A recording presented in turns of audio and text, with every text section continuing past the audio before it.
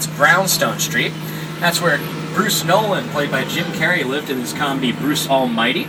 That staircase might look familiar to those apartment buildings. Now, in that movie, it doubled as Buffalo, New York. But for another movie, Changeling, starring Angelina Jolie, Brownstone Street filled in for Canada. You can make these sets look like anywhere, anytime. It all comes down to our great set designers and art directors. And we're approaching a really popular, very recognizable piece of the backlot right here. We're entering Courthouse Square. You might recognize it as Hill Valley from the Back to the Future films. It's also a popular filming location for the hit television series Ghost Whisperer, starring Jennifer Love Hewitt. That show uses Courthouse Square as the center of the fictional town Grandview. And it's appeared in countless times at other locations throughout the years, and here are just a few examples.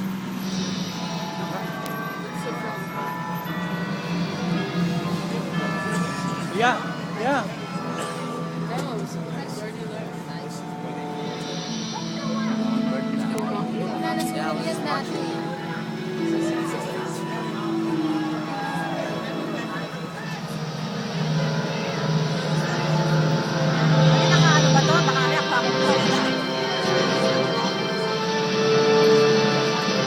Now, I know it might be weird for some of you to see the famous clock tower from the Back to the Future film series without the clock on there. I assure you the clock is still around, it's just not hanging up. But if you guys need to know the time, I have a watch right here.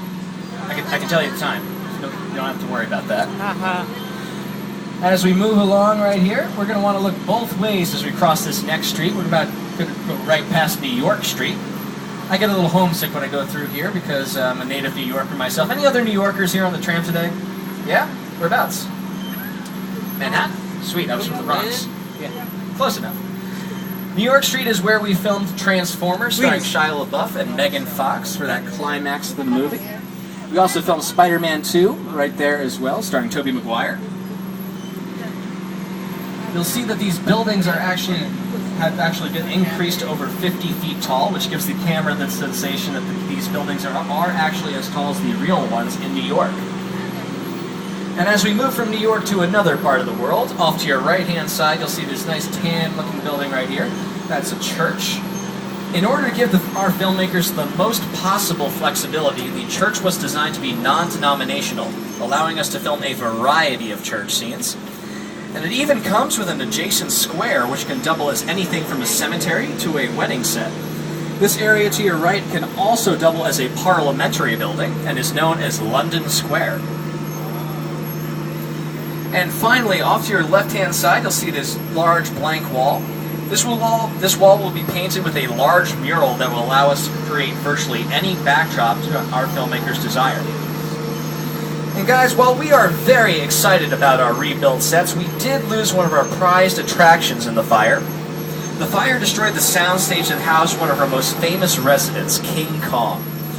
Now, King Kong's house may have burned down, but as you can see, Kong himself escaped the blaze.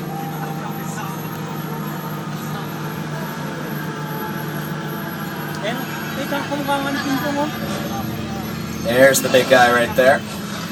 Guys, we are so happy to announce that King Kong is returning to Universal Studios in 2010 in an all-new attraction that features the largest surround digital 3D projection system ever created. As we round this corner right here, you'll see where that attraction is being built. Construction is well underway. Hope to have it up and running by next summer, so come on back. Say hello to Kong.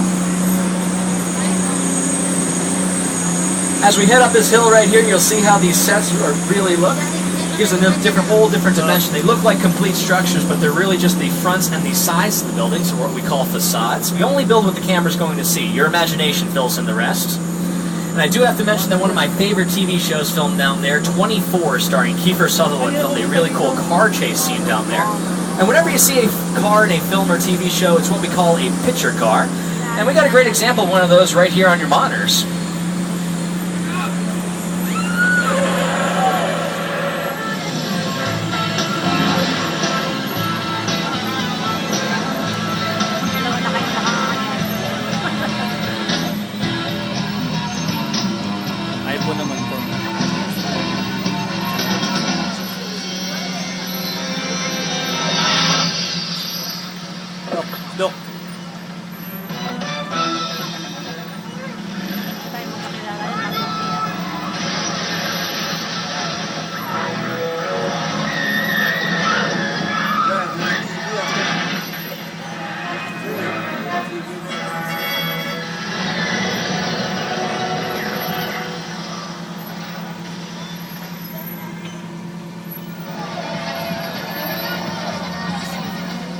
Alright guys, make sure you got your cameras out and ready. We're approaching our transportation department. We're going to give you guys an up-close and personal look at some of our famous picture cars over the years. Some of these cars you're going to see, they're even more famous than the stars who have driven them. They're so iconic and recognizable. And honestly, they're just so pretty. They really got some nice cars in here, much better than my car that I'm currently driving right now. I wish I could trade in. I wish I could trade in for one of the vehicles we're about to see. Steve, do you think that'll happen one day? Just an employee trade-in program? Yeah? I'll give it like 5-10 more years, right? Yeah. Start writing some letters, asking around, schmoozing a little bit. You're claiming one for yourself too? Yeah. But this tram is so nice. I could cruise around in this tram right here. Definitely it could be like a nice little party truck. Yeah. This could be the party truck right here. Let's bust a move right now. Sing along if you know the words, definitely move to the beat right here. Check this out. Oh, you know we got some dancing going on here in the front car. There we go. Some head bobbing right there. Yeah. Feel the beats. Excellent.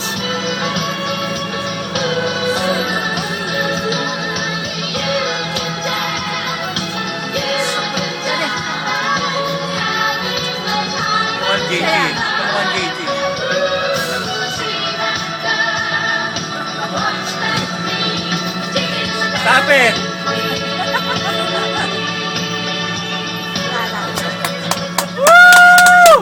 Please cast me on an episode of Glee. I need the work. Welcome to our transportation department, guys. You'll see some classic cars right here, like the Deathmobile from Animal House.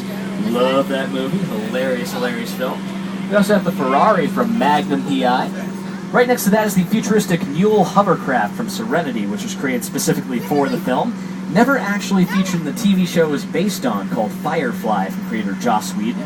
He also gave some great TV shows in the past, like Buffy the Vampire Slayer, its spin-off Angel, and Dollhouse.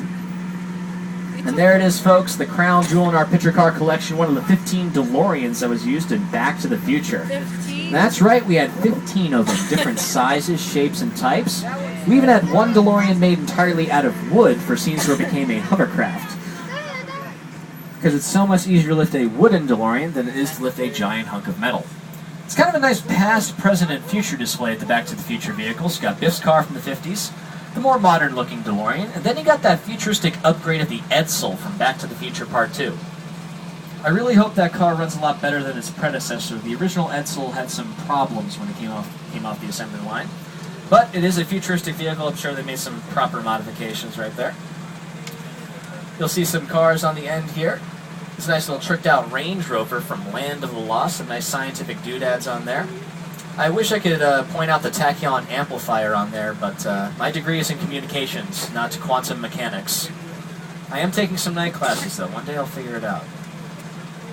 Now, Steve, I try to ask all the drivers this. You ever do any stunt driving? You know? Yeah, in this thing? Do some stunt driving here in the tram? Really? You can pop wheelies in this tram?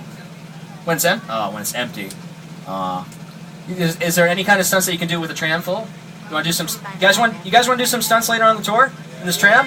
I gotta hear you. I gotta hear you. Yeah. Cool. Yeah. Yeah. You can go down the hill really fast. Excellent. Okay. Cool. We can try to do some stunts later on the tour. Just reach underneath your seats. We got some paperwork for you, some waivers, and. No, I'm just kidding, guys. If everyone were to give their permission, though, that'd be cool. That'd be cool one day. Now, it's one thing to see cars like this sitting still, looking pretty, posing for your cameras. It's quite another to see cars like this in action.